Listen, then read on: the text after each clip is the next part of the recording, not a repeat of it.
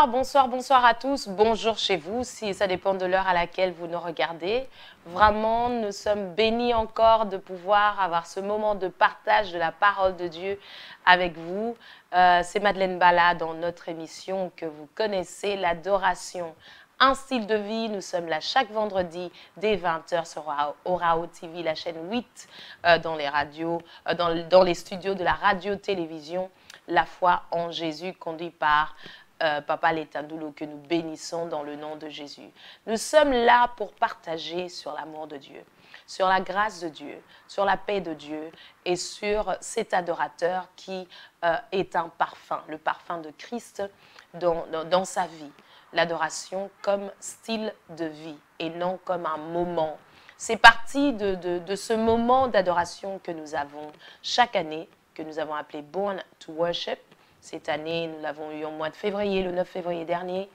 Et après cela, nous continuons à garder nos cœurs, à rappeler à nos pensées et à notre mémoire qui nous sommes pour que ce moment ne demeure pas un moment, mais continue comme des moments au quotidien. Donc, l'adoration, un style de vie. Nous avons partagé le vendredi dernier sur la puissance de l'amour de Dieu. Nous sommes dans le mois de juin et dans ce mois de juin, nous voulons garder la pensée selon laquelle l'amour de Dieu a été tellement puissante qu'elle nous a sortis des ténèbres et nous a fait entrer dans le royaume du Fils de son amour, dans le royaume de lumière, dans le royaume de Christ, dans lequel nous avons reçu la vie de Dieu, nous avons reçu la miséricorde de Dieu, nous avons reçu la paix de Dieu, nous avons reçu la grâce de Dieu, nous avons reçu le rachat. Je dis très souvent ici que l'œuvre du salut, c'est l'œuvre de Dieu lui-même. Elle a été accomplie avant qu'il ait fondé le monde. L'œuvre du salut n'est pas un hasard qui s'est déroulé alors que Adam était sur le point de pécher. Dieu a dit, oh, je vais avoir un second plan ici parce que je sens que ça va se gâter. Non.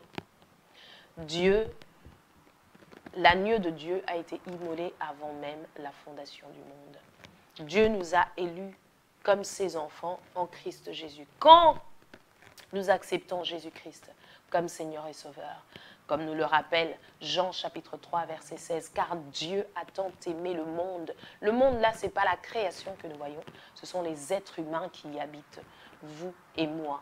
Il nous a tant aimé qu'il a donné. Et nous avons dit très souvent ici que l'amour de Dieu se conjugue qu'avec un seul verbe, le verbe donner. Maintenant que nous avons reçu sa vie en Jésus-Christ, à un moment de notre vie, nous avons compris son œuvre du salut pour nous, alors que nous étions encore des pécheurs, comme le dit Romains, chapitre 5, verset 8. Mais Dieu prouve son amour envers nous en ce que lorsque nous étions encore des pécheurs, il a envoyé Jésus-Christ pour mourir pour nous, à notre place, et nous donner sa justice. Et c'est une œuvre qu'il a accomplie à la perfection. Il a pris le temps d'y réfléchir. Il a pris le temps de le mettre à exécution pendant des siècles. Vous allez lire la Bible, la partie de l'Ancienne Alliance, de la Nouvelle Alliance, tous ces récits de ces personnes qui ont marché avec Dieu et qui connaissaient les promesses de Dieu et qui avaient compris que Dieu avait un plan du salut pour l'humanité. Ils auraient espéré naître dans notre époque, mais ce n'était pas le cas. Et même David nous a appelés de manière prophétique, bien-aimés, bienheureux, nous qui serons ceux-là qui vont bénéficier du pardon permanent en Christ Jésus, de l'amour permanent en Christ Jésus, de la part de Dieu. Voilà qui est celui qui est né de nouveau. La nouvelle création en Christ Jésus, toutes choses sont passées, maintenant nous sommes devenus des créatures nouvelles. C'est quelque chose qui n'était pas banal, c'est quelque chose qui n'était pas simple et c'est une œuvre spirituelle. Donc ces effets aussi sont spirituels. C'est une œuvre éternelle, ces effets dans nos vies sont éternels. Et c'est une œuvre qui se manifeste dans le physique parce que c'était ça le but de Dieu. Si aujourd'hui, moi, j'ai la joie du salut et mon état d'âme au quotidien, Dieu, son désir, c'est que quelqu'un d'autre entende sa voix au travers de ses paroles et vienne à lui, se rapproche de lui et découvre la vie éternelle qui surpasse l'intelligence humaine, qui fonctionne qu'avec la foi, qui fonctionne avec l'amour. Nous avons parlé ici, le vendredi dernier, de la capacité de recevoir cet amour. Dieu a fait une œuvre, l'œuvre du salut. Nous le comprenons à un moment dans notre vie et nous le recevons. C'est une œuvre spirituelle, elle vient transformer notre esprit. Or, 2 Thessaloniciens 5 nous l'apprend, nous ne sommes pas que esprit, nous possédons une âme et nous vivons dans un corps. Et donc, toutes les parties de notre être doivent être impactées par ce changement qui s'est déroulé dans notre esprit. Et nous avons partagé sur le fait que, malheureusement, très souvent, dans la vie de tous les jours, cela que nous considérons comme né de nouveau ne manifeste pas cette vie de Dieu qui est dans leur esprit. Ça reste coincé dans l'esprit. Ça reste fermé dans l'esprit. Ça n'atteint pas l'âme, ça ne pénètre pas l'âme. L'âme, le siège des pensées, le siège de l'intelligence, des ambitions, des projets, des désirs.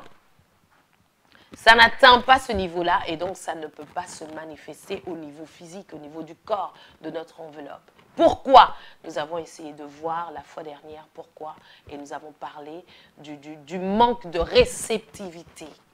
Du manque de la réceptivité, curieusement, dans les choses de Dieu, elle est différente du mot que nous connaissons habituellement. Recevoir, le verbe recevoir, c'est une action qui est passive, dans le sens où ce n'est pas moi qui fais l'action, je reçois quelque chose, c'est quelqu'un d'autre qui me le donne. Ici, entre l'esprit et l'âme, la réception doit être active. Ça veut dire que j'ai reçu la joie de Dieu dans mon esprit, j'ai reçu cette transformation. Je suis né de nouveau, j'ai la vie éternelle dans mon esprit. Dans mon âme, ce n'est pas encore le cas. Mais qui est-ce qui doit donner à mon âme pour que mon âme reçoive? C'est moi. Au travers de mon esprit, j'enseigne à mes pensées ma nature spirituelle, la nouvelle création qui s'est passée. Au travers de mon esprit, j'enseigne à mon âme le changement. Romains chapitre 12, versets 1 à 2. Ne vous conformez pas au siècle présent. Ça commence par offrir vos corps comme un sacrifice vivant. J'aimerais qu'on le lise.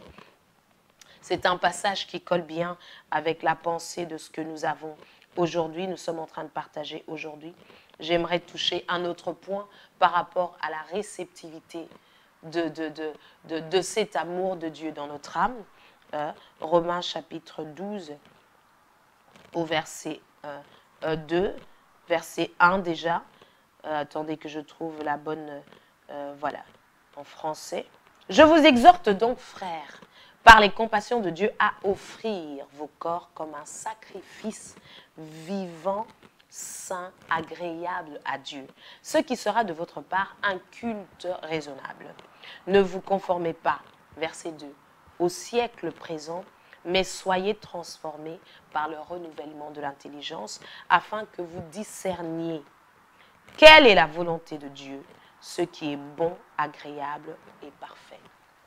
Ce passage nous apprend que tout le bagage que j'ai dans mon esprit attend à être exploité. La vie de Dieu que j'ai reçue, la vie éternelle que j'ai reçue, et qui est le comprimé de la puissance de l'amour de Dieu dans mon esprit, n'attend qu'à être exploité, à être compris, à être développé, à être ouvert. Comment cela se fait-il? De l'esprit vers l'âme, par la méditation, par la prière, mon âme va recevoir les informations venant de mon esprit. Que le Saint-Esprit enseigne à mon esprit et que je comprends par la révélation de la parole dans la méditation et dans la prière. Mes pensées, mon intelligence est transformée, renouvelée. soumis à la volonté de Dieu, soumis à la parole de Dieu, soumis à la puissance de Dieu. Qui est-ce qui fait cette action? Moi.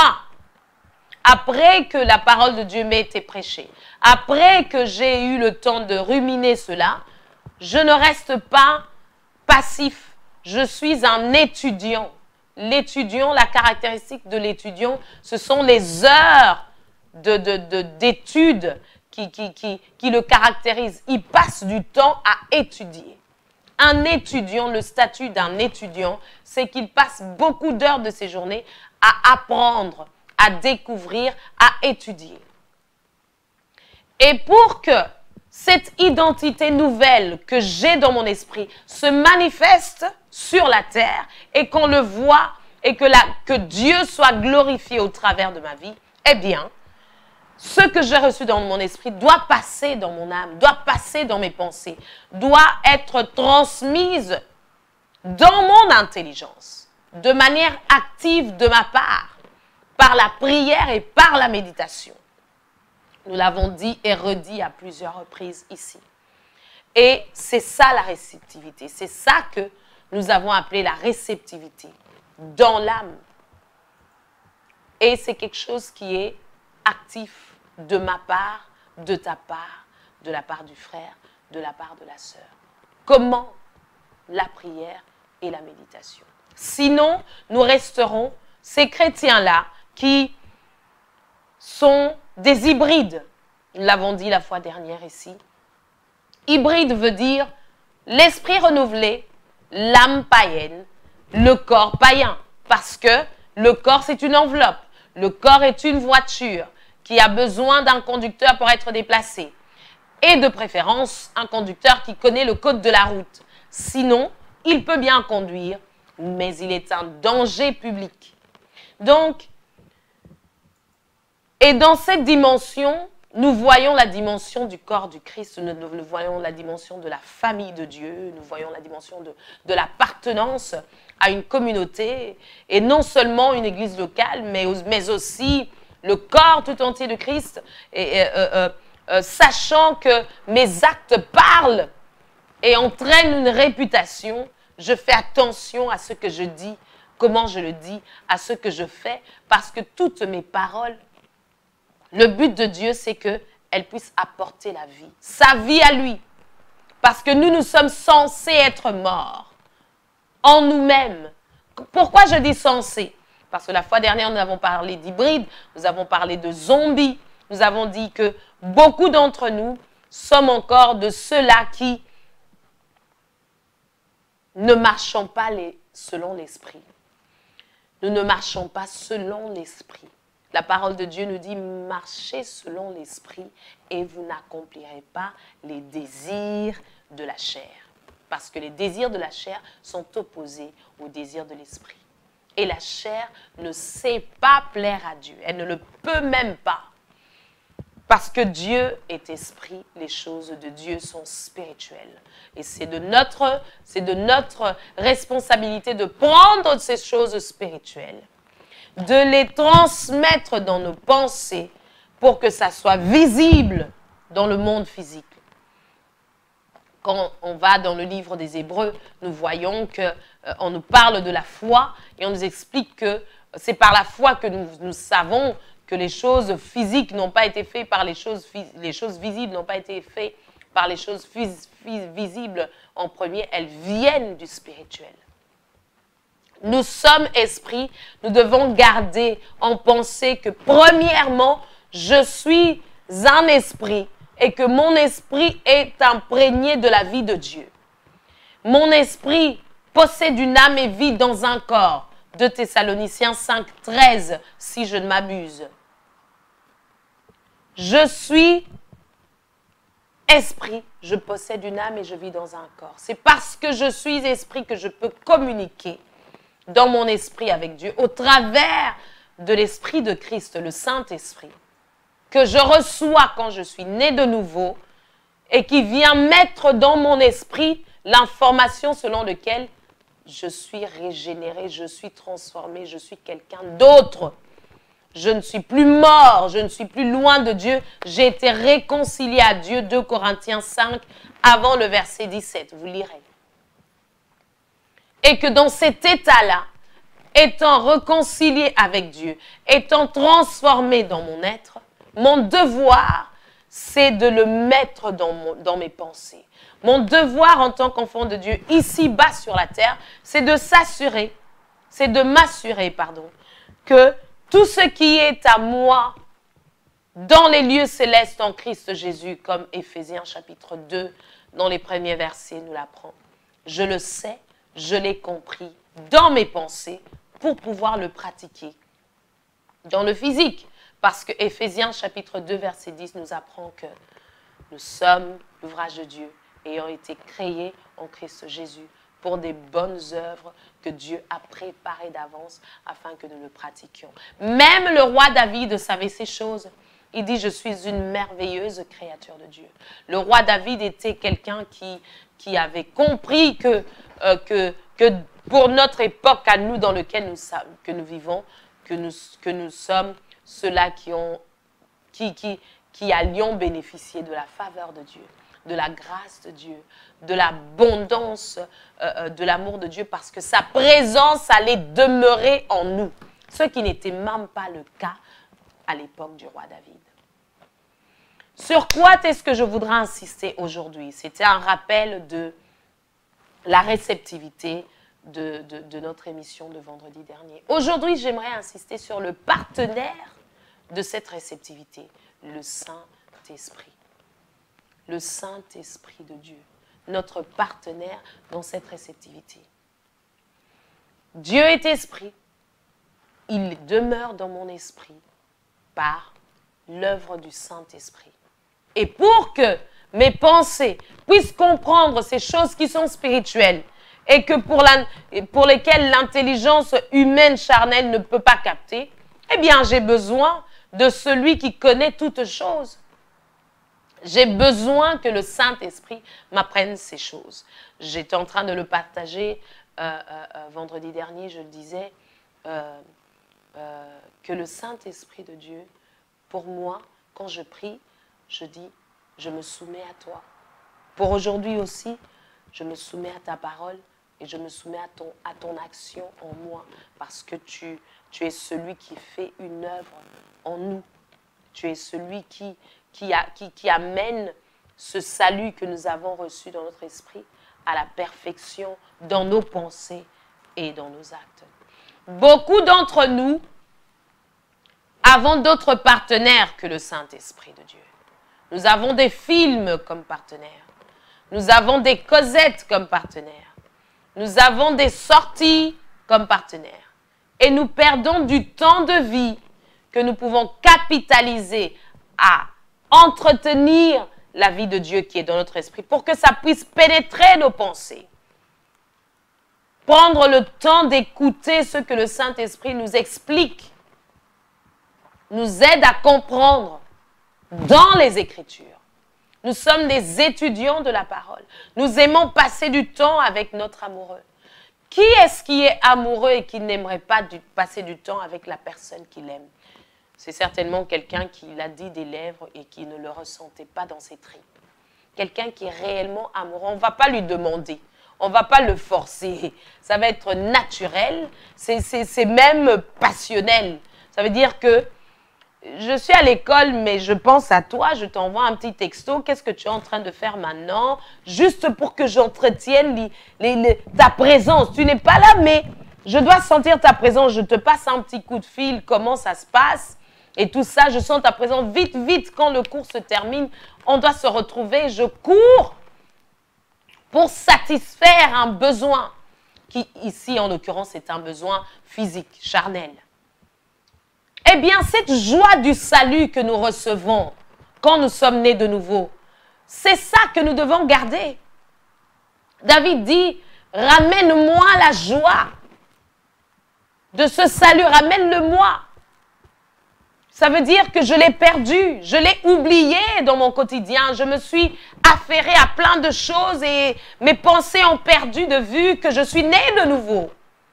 Ne perds pas de vue que tu es différent. Ne perds pas de vue que tu es fils de Dieu. Et que tu es, comme on dit en anglais, you are on a mission. Ça veut dire que tu es dans les affaires de ton père, comme a dit Jésus à ses parents. Il a dit, vous ne savez-vous pas que je dois m'occuper des affaires de mon père à 12 ans. Tu es focalisé sur ton objectif, on dirait en français. Tu as un travail à faire. Et donc, tu n'as pas le temps pour la distraction, pour des passe-temps favoris ou pas. Ah, c'est mon petit passe-temps favori. Quand je n'ai rien à faire, c'est ça que j'aime bien faire. Ah bon? Transforme-le par la lecture de la parole.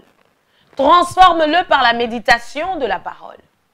C'est quelque chose pour lequel on ne devrait pas te supplier.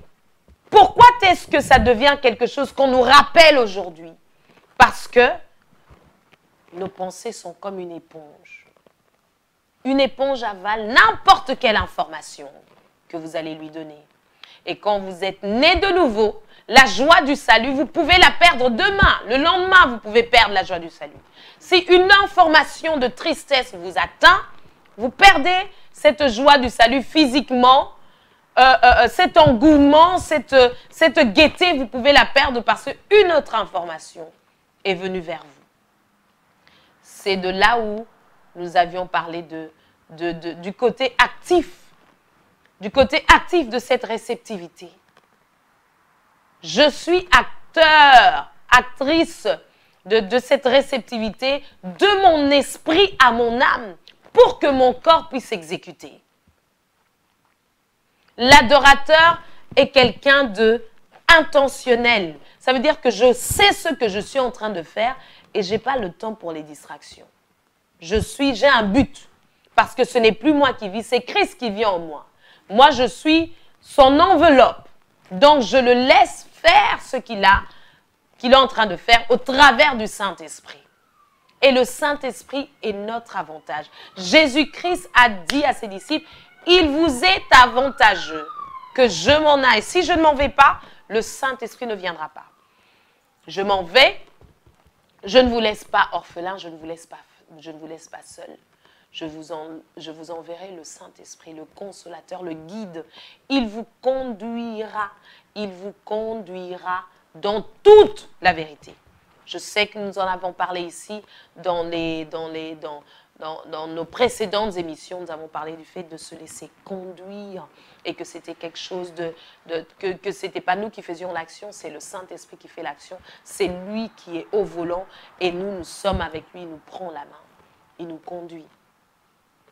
La réceptivité de l'esprit à l'âme passe par la soumission au Saint-Esprit. La réceptivité de la vie de Dieu, le transfert de Romains chapitre 12, 1 à 2, le renouvellement de l'intelligence soit transformé par le renouvellement au travers de cette nouvelle information qui est cette information éternelle, cette vie divine, cet amour puissant qu'il y a dans ton esprit, soit transformé par cela en te soumettant au Saint-Esprit de Dieu, qui est l'Esprit de Christ, qui saura comment imprégner tes pensées de Christ.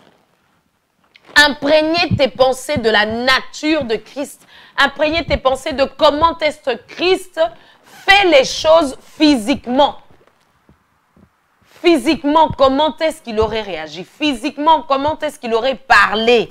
Répondu à cette critique? Comment est-ce qu'il aurait réagi au milieu de ses ennemis? Comment est-ce qu'il aurait été actif dans les œuvres de la foi?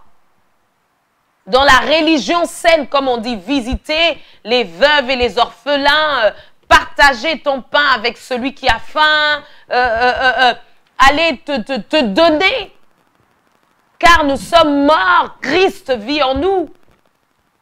Ces choses risquent de rester des paroles qui s'envolent si ta mentalité n'intègre pas le fait qu'il y a eu changement dans ton esprit. Il faut que ta mentalité en fasse un état d'esprit, que ça devienne un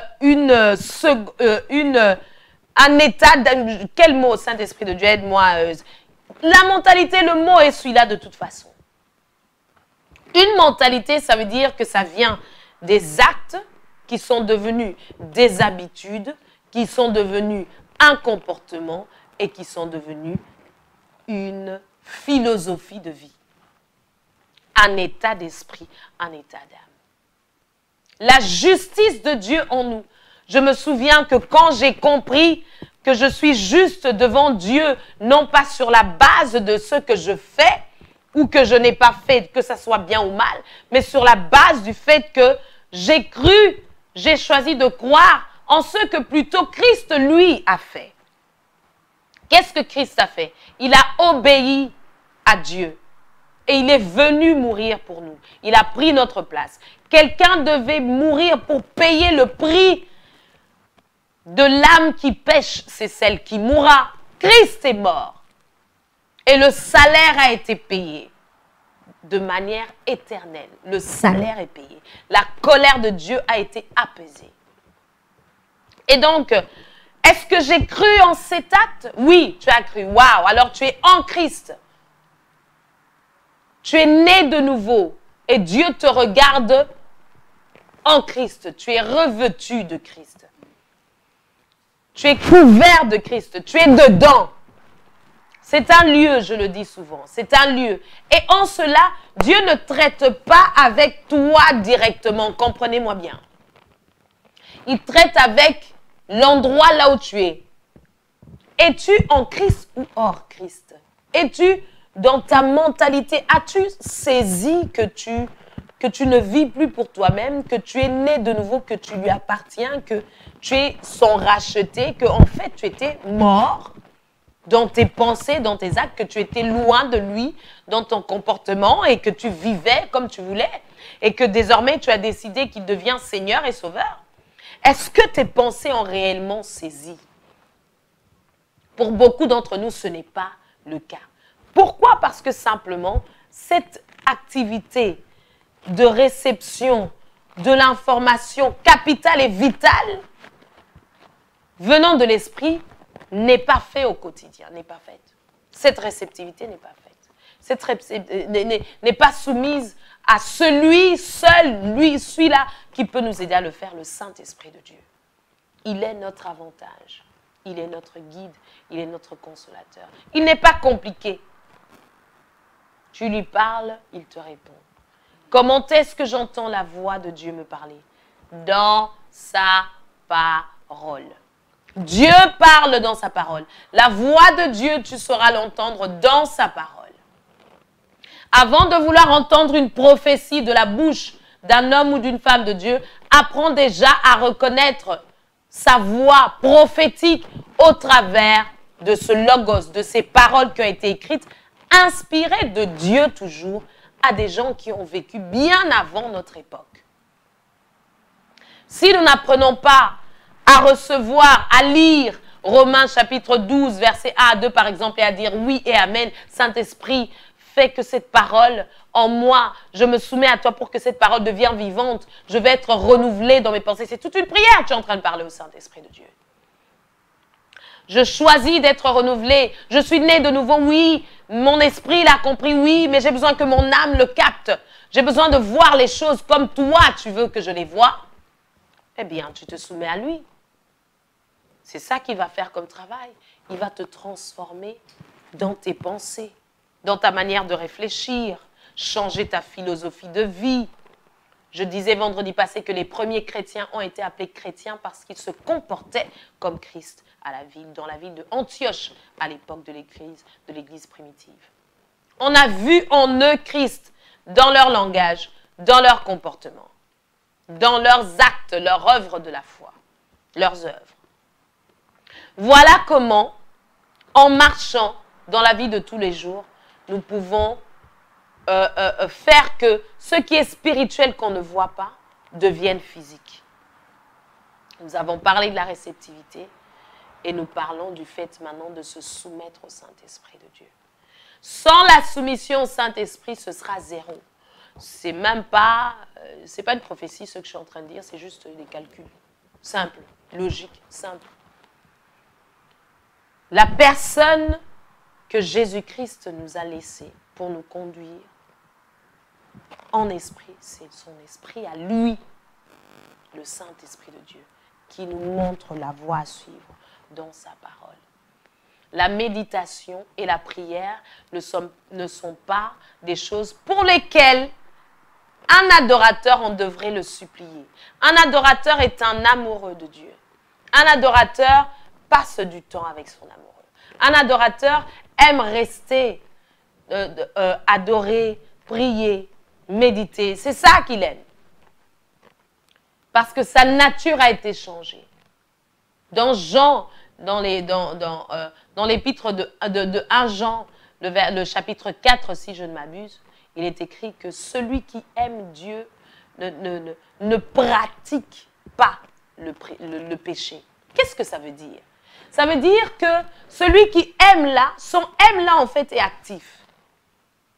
Ça veut dire que celui qui, de manière constante, intentionnelle, continue, perpétuelle, recherche les choses de Dieu, il n'aura pas le temps pour pratiquer le péché. Il n'aura pas le temps parce que sa mentalité, ses désirs et tout son être sont désormais tournés à glorifier Dieu parce que sa nature a été transformée.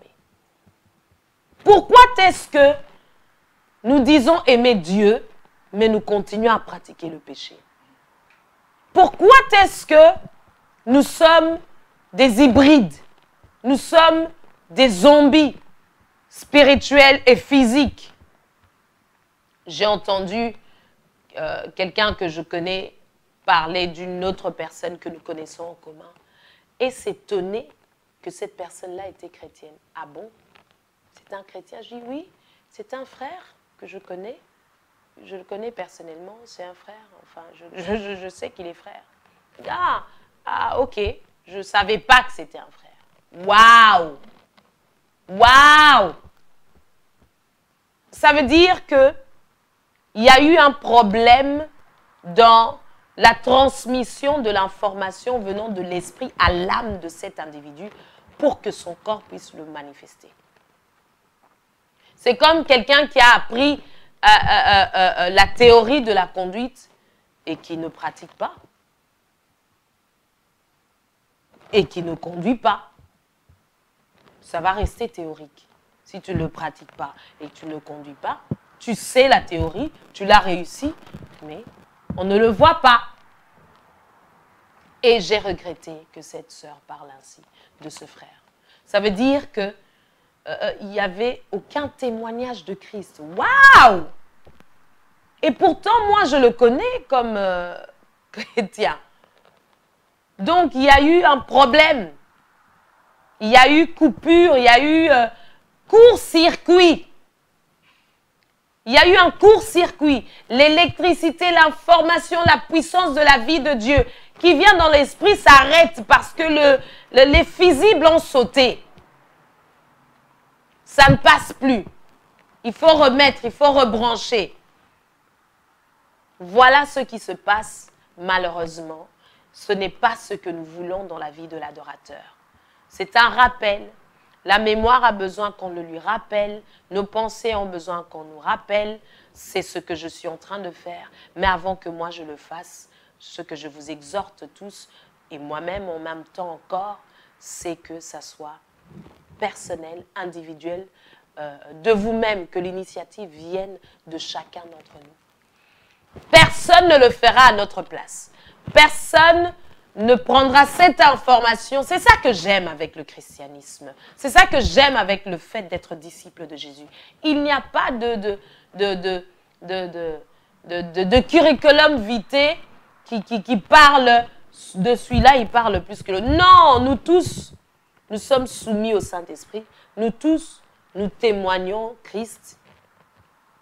L'ancienneté dans la vie, dans la marche spirituelle, inspire le respect et l'honneur, mais pas le statut devant lequel nous nous tenons. Nous tous, nous sommes justes devant Dieu, au même statut.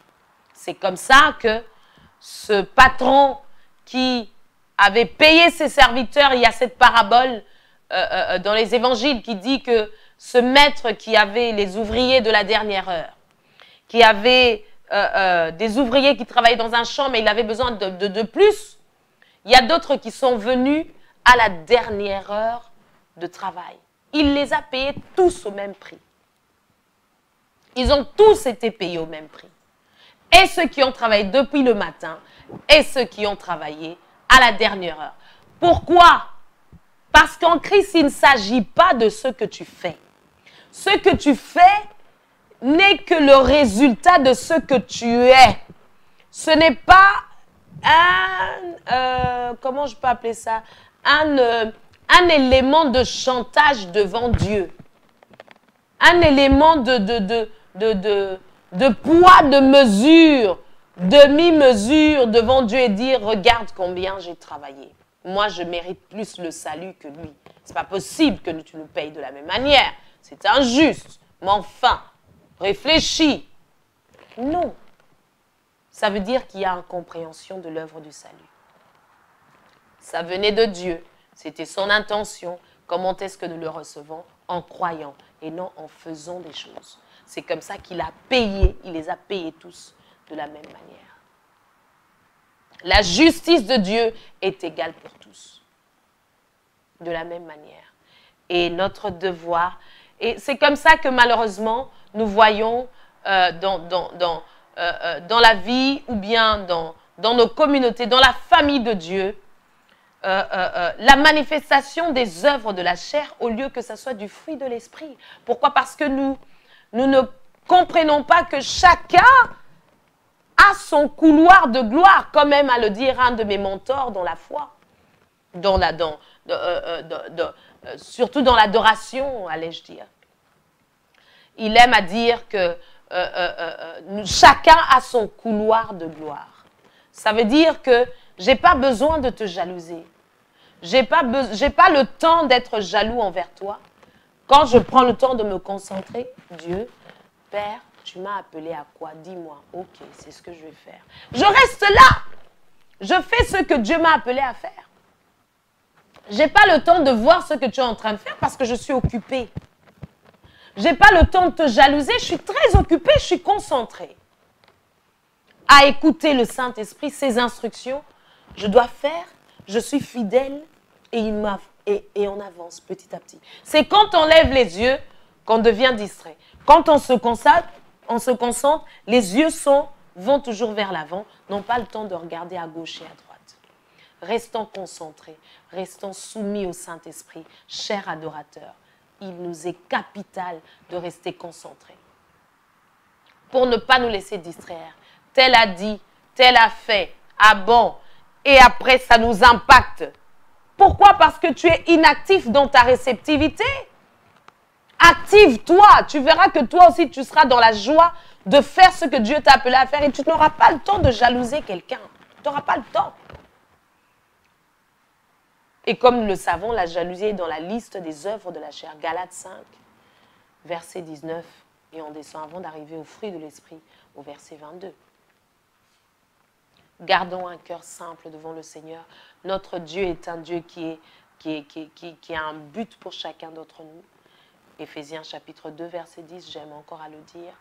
Et Ésaïe 53 nous explique que Jésus-Christ, il avait déjà vu prophétiquement que l'œuvre du salut n'était pas quelque chose de banal. Il a été brisé pour nos iniquités. Et nous n'avons fait de lui aucun cas, mais il était meurtri pour nous. Qui a cru à ce qui nous a été annoncé, qui a reconnu le bras de l'Éternel. En Christ, c'est Dieu lui-même qui a travaillé. Apprenons à ne pas prendre cette grâce-là en vain. Paul l'a dit avant nous, il dit « Waouh, je me refuse de considérer la grâce que tu m'as donnée comme vaine. Je travaille activement. » Parce qu'il savait d'où il venait. Paul était un érudit de la loi. Il connaissait toute l'ancienne alliance. Il était pharisien. Il savait d'où il venait. Donc, il n'avait pas le temps. Comme on dit, je n'ai pas le temps pour des bêtises. Je suis dans une mission. Dieu m'a donné un travail à faire. Et comme moi, j'étais là, J'étais vraiment un avortant de tous les derniers. Je suis l'un des derniers apôtres, on ne doit même pas me considérer. Mais il est celui qui nous a laissé le 2/3 du Nouveau Testament. Nous rendons grâce à Dieu pour chacune de nos vies. Nous rendons grâce à Dieu pour sa miséricorde. Nous rendons grâce à Dieu pour sa paix et sa volonté dans nos cœurs. Afin de discerner ce qui est bon, agréable et parfait. Romains chapitre 12, verset 2.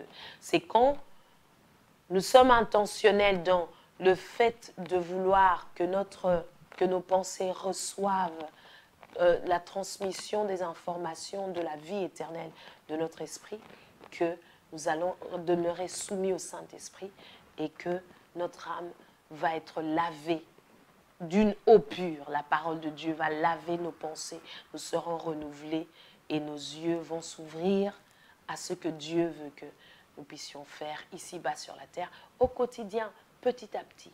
Être une bénédiction pour quelqu'un quelque part et manifester le fruit de l'esprit, l'amour du Père, notre nature en Christ Jésus. Voilà ce que j'avais pour quelqu'un, quelque part aujourd'hui. Merci de tout cœur de nous recevoir chez vous au travers de cet écran, pour le temps que vous prenez à écouter. Je prie pour chacun d'entre vous, vraiment que tout ce que nous partageons, ce sont des semences. Les paroles sont des semences puissantes et je déclare dans le nom de Jésus qu'elles vont produire le fruit de la justice en vous, dans le nom de Jésus-Christ, pour que chacun retrouve, découvre son couloir de gloire en Christ et pratique les œuvres de la foi. Demeurez bénis. Nous nous retrouvons, comme à notre habitude, chaque vendredi soir dès 20h sur Orao TV, chaîne 8, dans les studios de la radio-télévision La Foi en Jésus, conduit par Papa Litandulo, que nous bénissons, lui et toute sa famille. Paix et grâce chez vous. Au revoir. Alléluia.